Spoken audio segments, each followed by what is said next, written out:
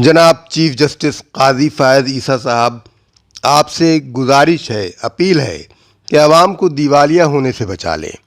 پچھلی حکومت نگران حکومت کو جو اختیارات دے کر گئی ہے وہ آئینی، قانونی اور اسلامی اور سیاسی طور پر ناجائز ہیں۔ اس حکومت کا کام نہ کسی ادارے کو بیچنا ہے، نہ یہ حکومت کسی ادارے کا سودا کر سکتی ہے۔ یہ منتخب حکومت نہیں ہے، یہ اس کا مینڈیٹ نہیں ہے۔ آپ اسے اس کام سے روکیں۔ یہ اپنے اختیارات سے بہت زیادہ تجاوز کر رہی ہے۔ یہ حکومت ایسا نقصان کر جائے گی جس کا ازالہ کرنا صدیوں تک مشکل ہوگا۔ بسم اللہ الرحمن الرحیم۔ السلام علیکم۔ رات نیوز کے ساتھ اپنے ولاگ کہی انکہی کے ساتھ وجیح احمد صدیقی آپ کی خدمت میں حاضر ہے۔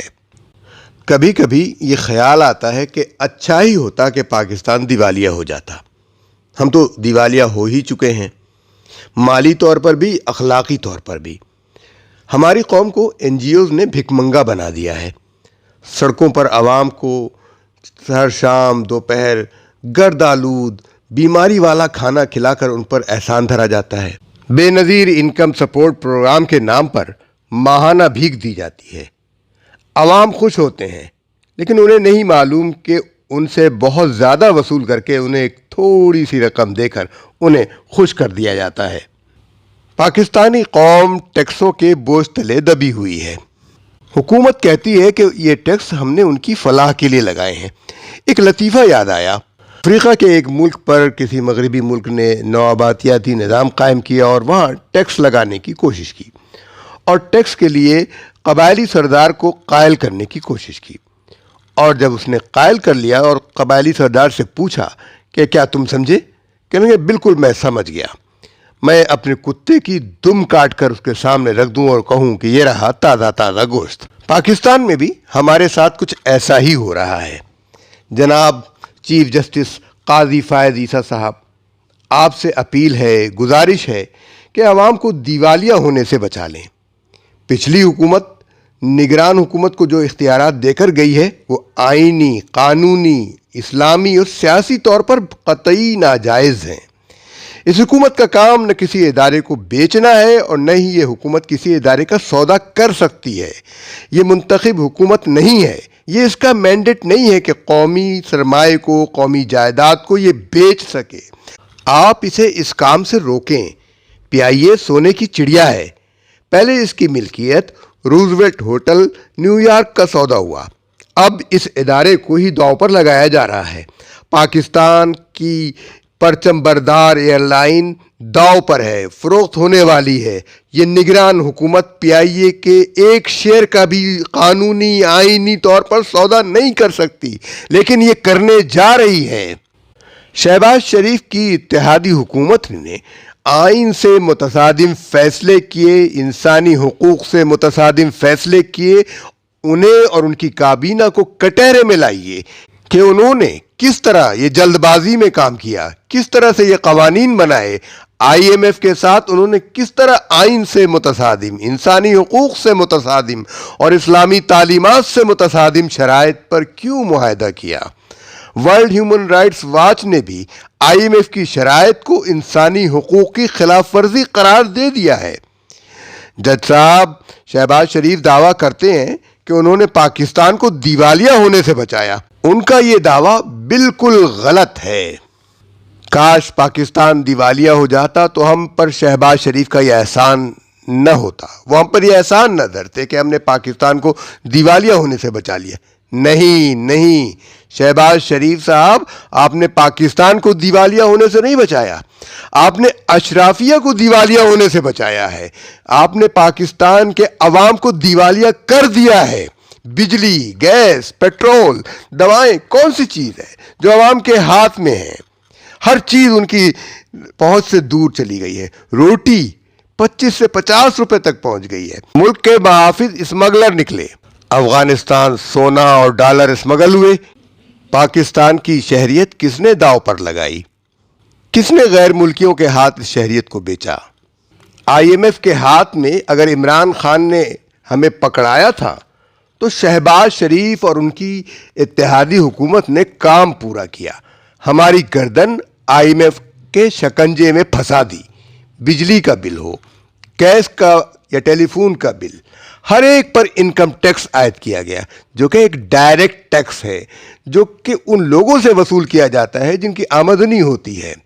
پاکستان کے آئین کے مطابق، عالمی انسانی حقوق کے منشور کے مطابق یہ عمل غیر آئینی ہے، ظلم ہے۔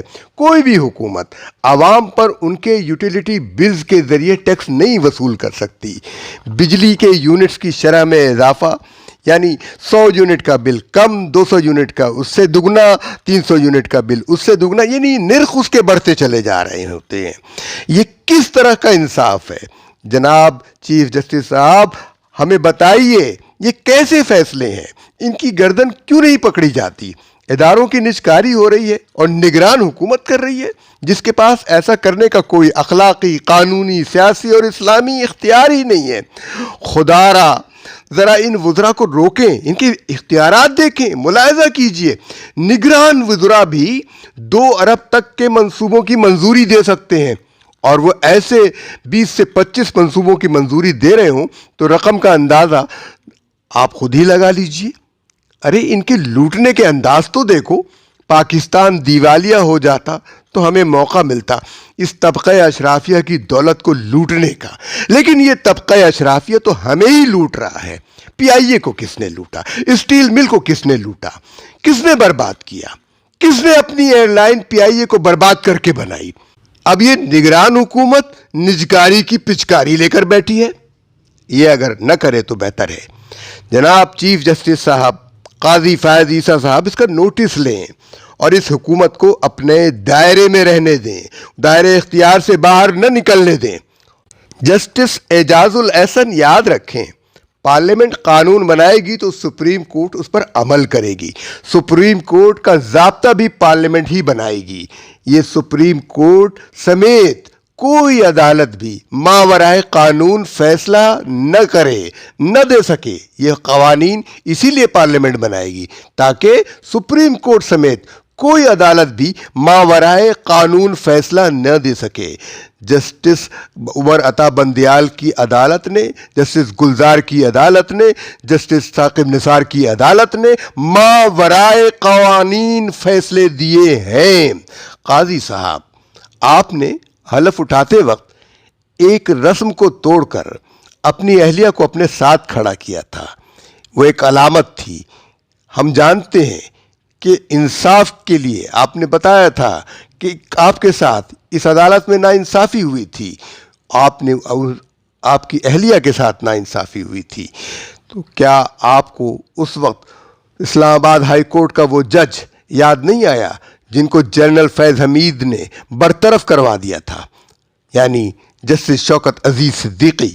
اگر وہ برطرف نہ ہوتے تو آج وہ آپ ہی کی موجودہ بینچ کا حصہ ہوتے۔